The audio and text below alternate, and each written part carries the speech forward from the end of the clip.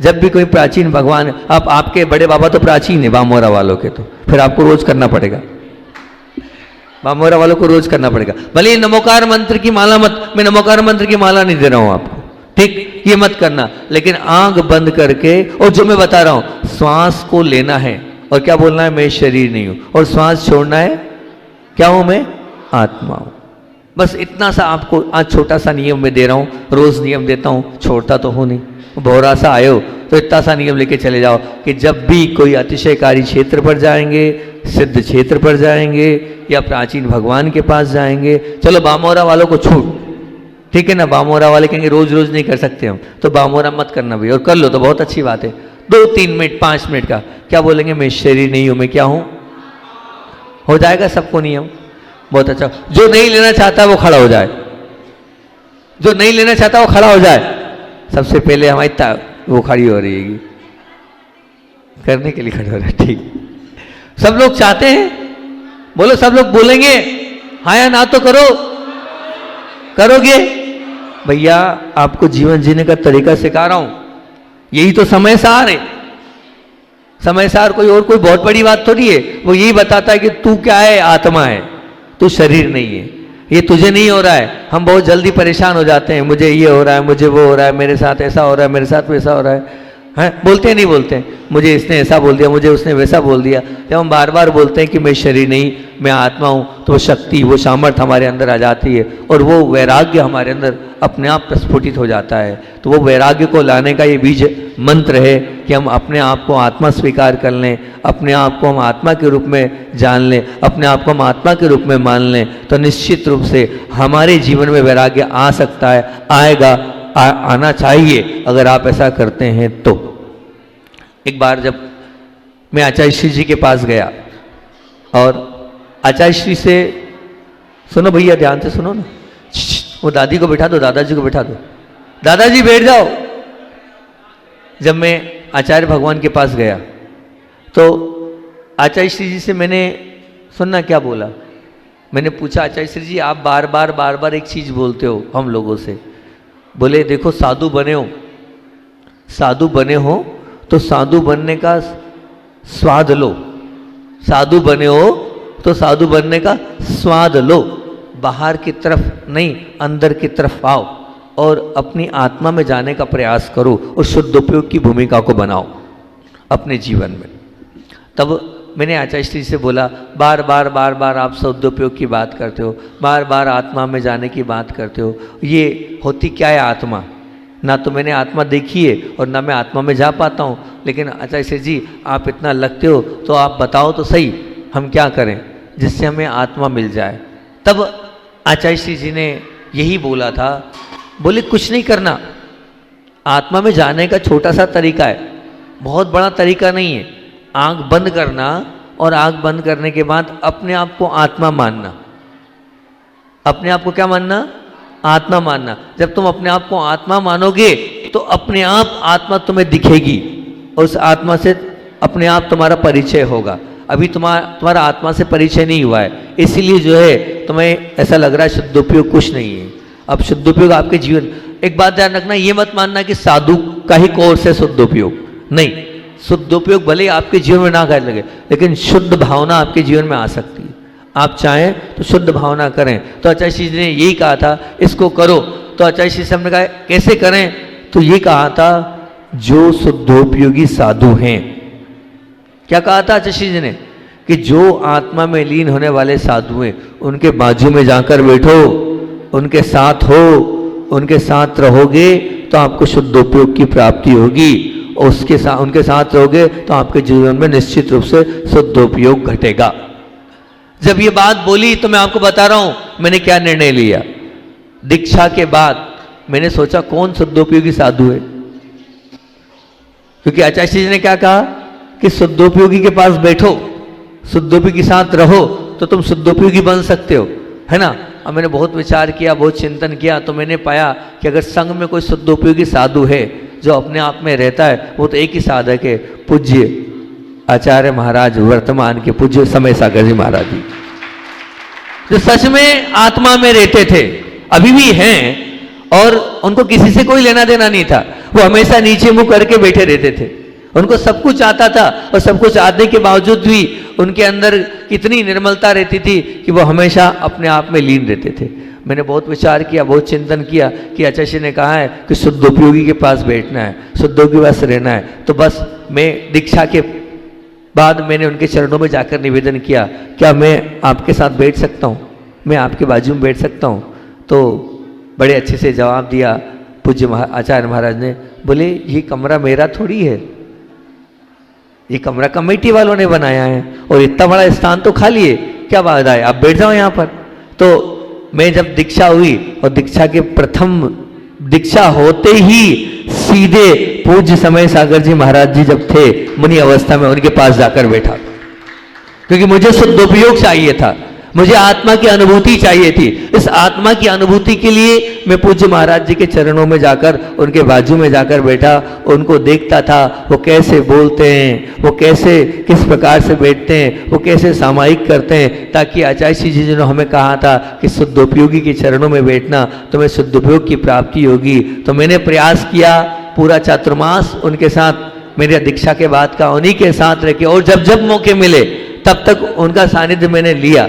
तो मैंने पाया कि उनके पास रह के थोड़ा बहुत कुछ अच्छा सीखा तो वो उनसे सीखा है, थोड़ा बहुत जो अध्यात्म आया वो उनसे सीखा है, थोड़ा बहुत जो ध्यान कर लेते हैं उतना तो नहीं कर पाते हैं जितना वो कर पाते हैं, उतना अपने अंदर नहीं आया, लेकिन वो सब कुछ पूज्य वर्तमान में जो आचार्य समय सागर जी महाराज जी है उनसे मैंने सीखा और उन्हीं का थोड़ा बहुत संस्कार मेरे अंदर आया, क्योंकि उन्होंने यही कहा था आचार्य महाराज ने कि ऐसे साधक के पास बैठना तो तुम्हारे जीवन में शुद्धोपयोग आ जाएगा, जो शुद्धोपयोगी साधु है तो तुम्हारे भाव भी होंगे। मैं आपसे यही कह रहा हूँ कि अगर आप जिसके साथ रहते हो वही आपके जीवन को बदल सकता है। अब देखना, आप सोनू सुपारी बैठे हैं तो सोनू सरपंच के साथ रहता है तो सोनू सरपंच वाली भाषा ही बोलेगा वो, ठीक है ना, वो वही वाली भाषा बोलेगा। वो क्यों बोलेगा? तो जिसके साथ हम रहते हैं उसके उनके संस्कार हमारे अंदर निश्चित रूप से आते हैं। आप मान के चलना हम वैसे बनते चले जाते हैं। अगर हम एक अच्छे व्यक्ति के साथ रह रहे हैं, संगति हमारी अच्छी है तो भौरा सा लाएगा, और अगर संगति खराब है तो वो बंडी मामा के बाहर कौन सा ढाबा है वो है, मेलवा चौराहा वाला ढाबा, वहां ले जाएगा। अगर अच्छे व्यक्ति के साथ रहोगे तो कहाँ आओगे? पार्श्वनाथ भगवान के पास आओगे। और अगर ऐसे व्यक्ति के साथ रहोगे तो कहाँ जाओगे? बुरा कहाँ जाओगे बताओ ना। अरे वो क्या, वो ढाबे वाले का नाम क्या है? मोगली, मोगली के पास जाओगे, है ना, ठीक है ना। और नहीं, और ऐसा रहोगे तो संगति का असर तो निश्चित रूप से पड़ता है, नहीं पड़ता? पड़ता है ना, बोलो सही। अरे अभी आप जो है ना संजीव भैया के साथ रह रहे हो तो संजीव भैया जैसी बात करोगे, और संजीव भैया को छोड़ दोगे और कहीं ऐसे वैसे के साथ रह लोगे, फिर क्या होगा बताओ? स्थिति बिगड़ेगी नहीं? बोलो तो सही, बिगड़ेगी ना। तो निश्चित रूप से संगति का बहुत असर पड़ता है। आप जैसे व्यक्ति के साथ रहोगे वैसा आचार वैसा विचार हमारा बन जाता है। हम प्रयास करें अच्छे लोगों के साथ रहने का, अच्छे लोगों के साथ रहेंगे तो हमारा जीवन भी निश्चित रूप से अच्छा बनेगा। तो ये भौरा सके भैया, क्यों ए भाई, हो गया समय। हमारे भौरासा के जो भगवान है वो क्या बोल रहे हैं? भौरासा के भगवान यही बोल रहे हैं। भो क्या बोल रहा है? वो यही बोल रहा है कि भोर उजाला कराने वाले हैं भौरासा के अतिशयकारी पांचनाथ भगवान। और राग क्या बोल रहा है कि राग का दहन, तो आज राग का दहन कर लेना और इतनी सी बात कर लेना। आज आपने नियम लिया, ध्यान रखना जितने लोग हैं सबने कमिटमेंट किया है, हैं ये तो खड़े हो जाओ, जिसको नहीं नियम लेना वो खड़े हो जाओ। मना नहीं हुई तब से, शर्म की क्या बात है? नहीं लेना महाराज, नहीं लेना, नहीं मानना आपकी बात, खड़े हो जाओ, उसमें शर्म की कोई बात नहीं है। नहीं करना तो खड़े हो जाओ, सबको खड़े होना, सबको मानना है मेरी बात। आज क्या नियम हैगा? नियम क्या आएगा? अरे जो आप बोलो नियम दे चुका हूं, अभी आया तो सोते सोते क्या बोलना है हमें? 2 मिनट 5 मिनट क्या बोलना है? मैं शरीर नहीं हूं, मैं क्या हूं? आत्मा हूं। इतना सा आपको 2 मिनट 3 मिनट 5 मिनट का मेडिटेशन करना है ताकि हम वैराग्य की ओर बन जाएं, ताकि सार संसार का हमें पता चल जाए। और जब सार संसार का ऐसे ही आत्मा तक हम पहुंच जाएं तो बहुत सरल और सहज रास्ता है। अब सब लोग आत्मा तक पहुंचो इन्हीं भावना के साथ। बोलिए आचार्य भगवान विद्यासागर जी महामुनि राज जी की। बहुत दिनों की प्यास और बहुत दिनों की भूख के बाद कुरवई वालों को मौका मिला है। बहुत अंतराय पड़े कुरवई वालों के लिए। जब चातुर्मास मिला था तो कुरवई का नाम भी था, लेकिन संघ से जब बाहर हुए थे जिसमें कुरवई का नाम भी था, और योग संयोग की निकल भी गए थे दो महाराज कुरवई की ओर, लेकिन बामोरा का पलड़ा भारी था। और बड़े बाबा तो बड़े बाबा हैं, तो बड़े बाबा ने वहीं रोक लिया, तो हम वहाँ रुक गए थे। उसके बाद दूसरी कड़ी में आप लोगों ने बार बार निवेदन आकर किया था कि विधान करा दो, विधान करा दो, विधान करा दो, और विधान तय भी हो गया, लेकिन फिर जाना पड़ा हमें कुंडलपुर, फिर रुक गया मामला। लेकिन आप लोगों की भक्ति आस्था थी, और जब हम सनाई में थे तो यहाँ की पूरी समाज बार बार आवेदन निवेदन लेके आई थी, और फिर 2 दिन का प्रवास हमें यहाँ मिला था, और 2 दिन में आचार्य भगवान का दीक्षा दिवस बनाया था अपन ने ना, आचार्य भगवान का दीक्षा दिवस, और विधान की भी वो पूरी संयोजना बनाई थी, और सुंदर सा वो कार्यक्रम अपन ने 2 दिन यहाँ पर रहकर भक्तिभाव से, और निश्चित रूप से उस भक्ति में आप लोगों ने बहुत आनंद लिया था।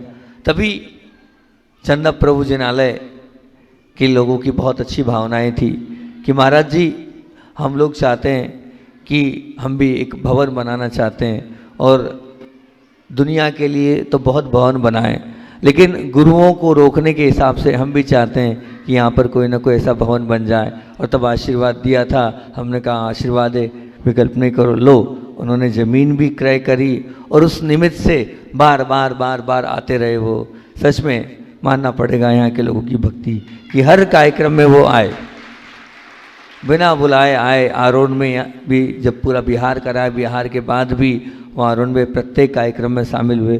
उनकी भक्ति को देखते हुए फिर हमने कहा कि जाओ भैया आचार्य के पास निवेदन कराओ।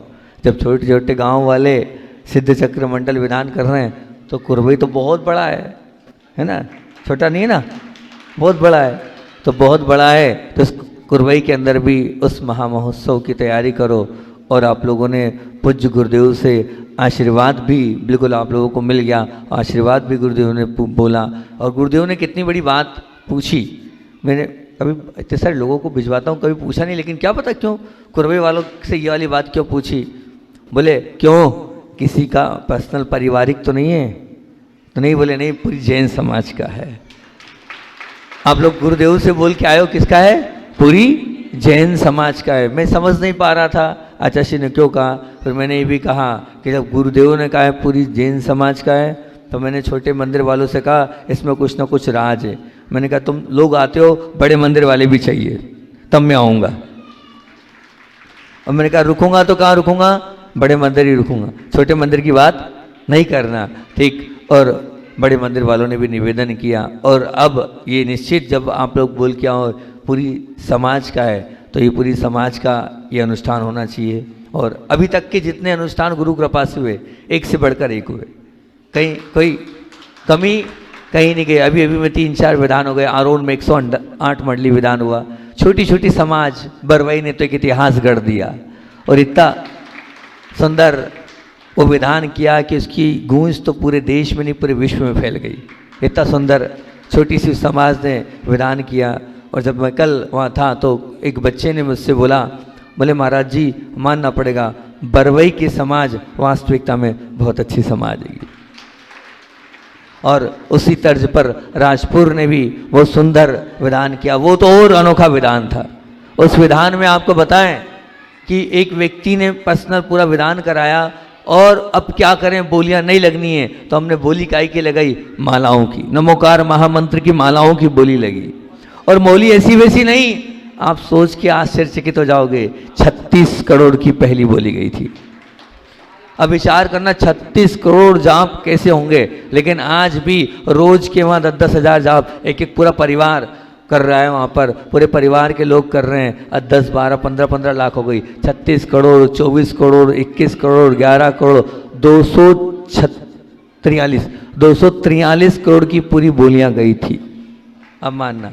और सब लोग बोल रहे हैं कि महाराज जी आपने हमारा जीवन बदल दिया। दिन रात उठते बैठते खाते पीते एक ही नमो रियंता नो सिद्धार्थ नो आयणो। और नींद में बटन दबती एक माँ की तो, क्योंकि अब माला करनी है, इतनी सारी जाप करनी है। अब उसी तर्ज पर यहाँ पे आप लोगों को सबको मिलकर, सबको अपनी सहभागिता देकर यहाँ पर आपको जो मौका मिल रहा है उसको छोड़ना नहीं है, बहुत अच्छे से उसमें सहभागिता देना है। क्योंकि देखो बाकी तो दुनिया के बार बार काम हुए और बार बार होते रहेंगे, लेकिन ये जो आपको सानिध्य मिल रहा है, ये जो आपको गुरु की सन्निधि मिल रही है, ये जो आपको वहाँ से गुरु जी का आशीर्वाद मिला है, इस आशीर्वाद से इतना इस आशीर्वाद को महका देना ताकि आने वाले समय में और आपको आशीर्वाद मिलता जाए। ध्यान रखना, आने वाले समय में भी आपको इसी बात से आशीर्वाद मिलता जाए और आपको निश्चित रूप से आप लोगों की जब भावना इतनी अच्छी है तो सब कुछ अपने आप अच्छा होता चला जाएगा। क्योंकि मुझे विश्वास मेरे गुरु पर है, मुझे विश्वास मेरे गुरु पर है। अगर मैंने गुरु ने यहाँ भेजा है तो निश्चित बहुत अच्छा ही होगा। और इस विधान में मैंने इन लोगों से कहा था, घबरा रहे थे, मैंने कहा जब छोटी छोटी समाज 24 मंडली कर सकती है तो मैं 108 मंडली नहीं कर सकते। नहीं नहीं महाराज 108 तो ज़्यादा हो जाएगा, आप चलो माहौल बनाओ। मैंने कहा बिना माहौल के माहौल बन जाता है, माहौल की ज़रूरत थोड़ी है। फिर 54 मंडली का बोल रहे थे वो, तो बहुत अच्छी बात है कि संयोजना में भावना ये है, ऐसा मौका कभी नहीं मिलेगा। कमाया खूब है और खूब कमाएंगे। 8 दिन के लिए ऐसा माहौल कर देना, यहाँ पर ऐसी भक्ति में माहौल कर देना कि दुनिया बोले कि सच में वहाँ तो देवता लोग भी भक्ति कर रहे हैं। 8 दिन बिल्कुल ऑफ कर देना है। कम से कम इतना कर लेना कि जब तक विधान समाप्त नहीं होता है तब तक के लिए हमारी दुकान पर लॉक रहेगा, दुकान बंद रहेगी। ध्यान रखना, ये कार्य हो जाए, संयोजना हो जाए तो बहुत अच्छी बात है कि। और साथ ही साथ में कम से कम जैसे आज आपने बहुत अच्छा काम किया, 8 दिन के लिए 8 दान दाता तैयार हो जाना। कम से कम एक टाइम का भोजन पूरी समाज का कर लेना। सुबह किसी घर में चूल्हे नहीं जलने चाहिए, सुबह किसी घर में चूल्हे नहीं जलने चाहिए जब तो। नहीं तो आपने मान लो यहाँ बैठ गए, अब उनको आकुलता व्याकुलता होगी काय की खाने की, तो वो कैसे काम चलेंगे। कम से कम एक टाइम का, ताकि ये माता, देखो आप लोगों के लिए बोल रहा हूँ, आप लोग कम से कम आपका बोझ हल्का कर रहा हूँ मैं, ठीक है ना, आपके समर्थन बोल रहा हूँ। तो अगर अनुष्ठान को हमें मांगलिक बनाना है तो उस अनुष्ठान में मांगलिक बनाने के लिए आप लोग सभी को बहुत अच्छे से तैयार होकर 8 लोग ऐसे तातार तैयार हो जाएं कि हमने अपने पार्टियों में तो बहुत भोजन कराया है, हमने अपने जन्मदिन पर बहुत भोजन कराया है, हमने वर्षगांठ पर बहुत भोजन कराया है, लेकिन अब हम काय के लिए भोजन कराएंगे। अब हम उन भक्ति में जो लोग अपने आप को लगाएंगे उन सब के लिए भोजन कराएंगे। इसलिए अपने आप 8 नाम आ जाने चाहिए, 8 लोगों को तैयार करके आपको रखना है। वही अपना निवेदन रखेंगे पूरी समाज के बीच में कि आज हमारी ओर से भोजन है, आप सभी समाज वालों को आमंत्रण दे रहे हैं। कोई है एक आध जना तैयार हो रहा है कि जो कहेगा कि हाँ इस विधान में, बहुत बढ़िया, खड़े हो जाओ, बहुत सुंदर, एक दिन का आपका हो गया, बहुत सुंदर। और कोई है जो चाहता है कि हाँ हमारी ओर से भोजन हो और हम सबको भोजन कराएंगे, तैयार है, बहुत सुंदर, बहुत अच्छा। और कोई तैयार है भाई कराने के लिए, जो भी राशि आप लोग तय करो वो राशि तय करके इसमें बोलो भैया। और कोई वकील साहब कहाँ गए? वकील साहब दिख नहीं रहे? नवीन भाई साहब खड़े हो जाएं, खड़े हो जाओ, एक दिन के लिए निवेदन करो। और क्या, एक दिन का तरफ भोजन आपका, और क्या। हाँ बहुत सुंदर, चलिए नाम हो गए। और एक हमारे लायरे वाले परिवार हो गए हैं, हाँ, और एक हमारे नवीन भाई साहब हो गए। दो परिवार, दोनों सम्मान के तहत उनके सम्मान में जोरदार करतल ध्वनि बजाकर एक हमारे श्रीमान महेंद्र कुमार जी दिवाकर परिवार हो गए हैं। तीन नाम हो गए हैं। और शीघ्रता से हमको 4 या 5 नाम और चाहिए है, शीघ्रता से जिनके भी भाव बन रहा हूँ। देखो मैं क्या कह रहा हूँ, आपने खूब शादियां कराई, शादी में लाखों रुपया बर्बाद किया और कितनी सारी चीजें बना खिलाई। महाराज जी, हाँ। चाची लोग पूछ रही हैं कि कितनी राशि लग जाएगी? बहुत कम लग जाएगी। आपकी साड़ियां 1 साल की, बस इतना ही खर्चा रहेगा। 1 साल की साड़ी मत खरीद। यानी तिजोरी की चाबी तो हमारे पास है। कर लो भैया, कर लो, तैयार हो जाओ। ऐसा मौका बार बार नहीं मिलने वाला है। और फिर 8 दिन का छूट गया तो नाम दूसरा आना नहीं है। ठीक, फटाफट 8 नाम तैयार हो जाएं ताकि महिलाएं तैयार हो जाएं उस मंडल महामंडल मैदान में बैठने के लिए। वो अनुष्ठान हमारा सुंदर और बहुत अच्छा बन जाए। ये संयोजना आज ही आप लोग आए हैं ताकि सब लोग उसमें भाग ले सकें। हाँ, और भी वकील साहब बात करके प्रवचन तक 8 नाम तैयार करके मुझे दे दो। उत्सव कहाँ गया? उत्सव भैया महाराज जी, एक नाम श्रीमान राकेश कुमार जी, उत्सव कुमार जी, जैन परिवार, उनके सम्मान में भी एक बार जोरदार करतल ध्वनि बजाकर उनने भी एक स्वीकृति प्रदान हमको यहाँ पर की है। 4 नाम आ गए हैं और हमको एक तुम्हारा ही दे दो यार भैया। हमारा भी दे देंगे महाराज जी, हम राशि पूछ के अरे हम हो जाएगी, बाकी मेरी तरफ से हमारी दे। मैं बिल्कुल दूंगा महाराज बाकी जी। हम देंगे, क्यों चिंता करो। हमने बोल दिया ना कि हम राशि समझ के चाची की हाँ, बस तो नाम राशि बोलो। का पूछ के और बिल्कुल हमारा नाम भी बुलवा देंगे। 5 हाँ। बुलवा क्या, तो आपको ही बोलना है। हाँ महाराज जी राशि का बोल रही हैं तो राशि आप क्यों चिंता करो, आप जितनी दे देना उतनी बाकी हमारी। हाँ आपकी जितनी दिखती बाकी हमारी, क्यों चिंता करो। ज्यादा थोड़ी लेंगे, कमाएंगे थोड़ी, जो लगेगा वही लेंगे। क्यों कमाओगे क्या, कहाँ है हाँ अध्यक्ष जी, कहाँ गए बड़े मंदिर वाले। मुकेश भाई साहब कमाना है क्या अपने को, और कम पड़ जाए तो लगा दोगे ना आप। हाँ लो बस। मुकेश भाई साहब ने बोल दिया कि कम लगेगा तो लगा देंगे। हाँ फटाफट बोलो। हाँ 5 फटाफट 7-8 नाम हो जाएं तो बहुत अच्छी बात रहेगी, ताकि भूमिका के रूप में ये मंगलाचरण हमने विधान का आज प्रारंभ कर दिया। और हाँ। अब समय कम है तो मुख्य बात आपके बीच में रख दूं, उसके बाद अपनी भूमिका तैयार कर लो। हाँ सुनो, आपकी जिम्मेदारी है, सुनो आप ही सबसे ज्यादा एक्टिव दिख रहे हो, आपकी जिम्मेदारी है आगे के नाम आप लाओ ढूंढ के। ठीक, एक बात ये हो गई कि सब लोगों को विधान में खड़ा होना है। अब दूसरी बात ये हो गई कि निश्चित रूप से ये विधान तो हो गया, लेकिन कल जो कार्य हो रहा है ये अनोखा कार्य हो रहा है। ठीक, हाँ हो जाएंगे, चिंता नहीं करो। मैं जिधर बोलूँगा उधर मैं, अगर किसी को देख लिया तो उसकी इतनी हिम्मत ही नहीं, क्यों मना करे मेरे से। क्यों कोई मना कर सकता है, बताओ, नहीं कर सकता ना। हमारे बरवई के श्रीपाल महोदय बोले किसी की हिम्मत नहीं कि आपने किसी से बोला हुआ मना कर दे। ठीक, तो कल का जो कार्य है, कल की जो संयोजना है, कल असल में क्या है, हमारे पास समय बहुत कम है और मुहूर्त के पहले पहले हमें करना है। जिस उद्देश्य को लेकर हमें आए हैं वो उद्देश्य हमें उस संत भवन का शिलान्यास करना है। तो अभी आप ये भूमिका तैयार कर लें। क्यों, कहाँ गए वो सचिन भाई ने साथ समय दे दिया आपको, 7:30 का समय शायद है ना,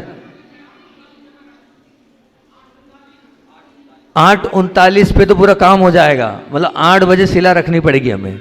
ठीक है ना, तो प्रातः कालीन की बेला में सुबह जल्दी ही अपने को वहाँ चलना है और वहाँ चलने के बाद 8 बजे प्रथम शिला रखना है। तो हम ये चाह रहे हैं कि वो पहली शिला जो मुख्य रखना है उसकी संयोजना आप बना लो, उसका नाम हमें दे दो, है ना, ताकि क्या है कि बाकी की बौलियाँ वहाँ लगती रहेगी, कोई बाधा नहीं है, लेकिन प्रथम ये संयोजना तैयार हो जाए तो वो सुंदर कार्य हो जाएगा, ताकि काम मुहूर्त से हो जाएगा। नहीं तो उसका इंतजार करते रहेंगे तो संयोजना बिगड़ जाएगी, है ना। आके यहाँ कर दो। और रही बात, अभी तो हमारा समय प्रवचन का है नहीं, लेकिन इतना जरूर है कि कुरवई की परिभाषा बता देते हैं। पिछली बार तो बोली थी, कोई को याद है, नहीं याद है, याद है नहीं याद है, छोटे मंदिर में करी थी परिभाषा कुरवई की हमने, भूल गए। अरे तुम लोगों से तो बरवई वाले अच्छे हैं, उनको अपनी याद है, राजपुर वाले अच्छे हैं, उनको याद है। तो कुरवई की परिभाषा मैं आपको बता देता हूँ, और इसकी परिभाषा को खोलूँगा तो आने वाले समय में निश्चित क्या उसमें बोला है। लेकिन मैंने पिछली बार ये बोला था कि कुरवई वालों मैं आपको जैन बनाना चाहता हूँ। क्या बोला था, कुरवई वालों मैं आपको क्या बनाना चाहता हूँ, और आपने एक एक्सक्यूज दे दिया, आप रुक जाओ तो जैन बन जाएंगे, आप रुक जाओ तो जैन बन जाएंगे। एक्सक्यूज था आप लोगों का, ये इन्हीं ने बोला था, है ना। आप अब मैं रुकने आया हूं, अब आपको जैन बनना होगा। अब मैं रुकने आया हूं, आपको जैन बनना होगा, क्योंकि आपने कहा था आप रुक जाओगे तो जो आपकी परिभाषा है वो हमारे जीवन में आ जाएगी और हम जैन बन जाएंगे। क्योंकि जब मैं जाता हूं तो मैं उस नगर की परिभाषा करता हूं, तो कुरवाई का कु बोल रहा है, क्या बोल रहा है, कुलाचार को पालन करने वाला जैन होता है। कुरवाई का कु बोल रहा है कि कुलाचार का पालन करने वाला जैन होता है। और कुलाचार हमारे जैन धर्म का क्या है, 3 ही है। कौन कौन सा, देव दर्शन, रात्रि भोजन और पानी छानकर पीना।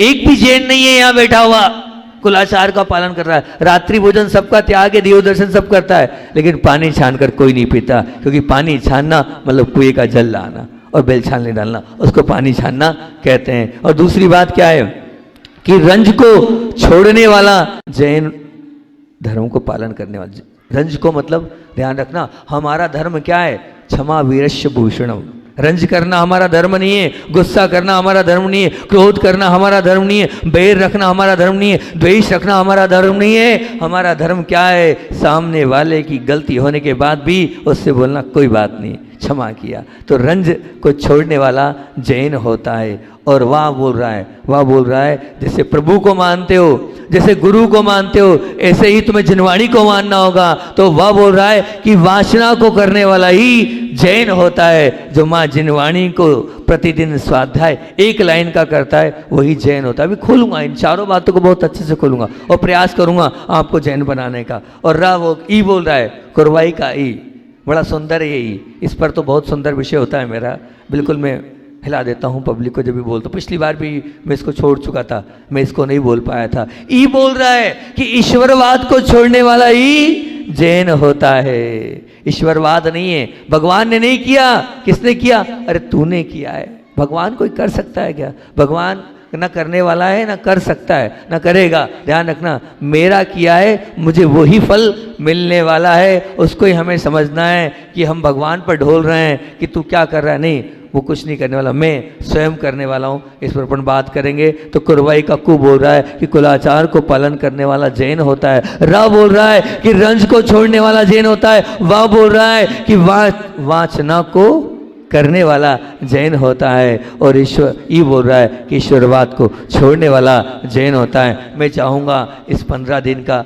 अल्प सानिध्य मिला है आपको, क्योंकि निश्चित है आगे का आदेश आ चुका है और आगे महावीर जयंती के लिए जाना है। उसके बाद और आगे सोनागिरी पंचकल्याणक के लिए जाना है। तो आगे तक की पूरी हमारी यात्रा तय है। उसके बाद आरोन वाले बैठे हैं इंतजार में, वहाँ जाना है। फिर पिपरई वाले बैठे हैं, वहाँ जाना है। सब कुछ आगे तक का हमारा कार्यक्रम सेट है।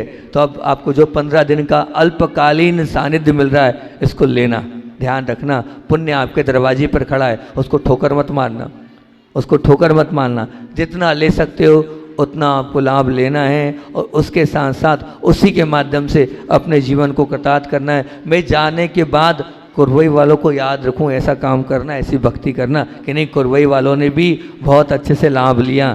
जैसे मैं बरवई का नाम ले रहा हूँ, राजपुर का नाम ले रहा हूँ, आरोन वालों की भक्ति का नाम लेता हूँ कि उन्होंने भी चातुर्मास में मंगलमय भक्ति करी। ऐसा आपका नाम भी आगे लूँ, ये भावना है मेरी। तो अब जितना सानिध्य है उसको बहुत अच्छे से लेना और कल की संयोजना आज रात को तैयार कर लेना, मुख्य शिला की तैयार कर लेना। बाकी सब वहाँ 8 बजे प्रथम शिला रखा जाए, ऐसा हमारा भाव है, ताकि हम समय पर सब कुछ कर सकें। आप लोगों का समय हो रहा है, तो अब बोधि समाधि परिणाम शुद्धि सात्मोपलब्धि शिव शुक्र सिद्धि चिंतामणि चिंतित वजदाने ताम बद्धमानस्य ममास्तु देवी।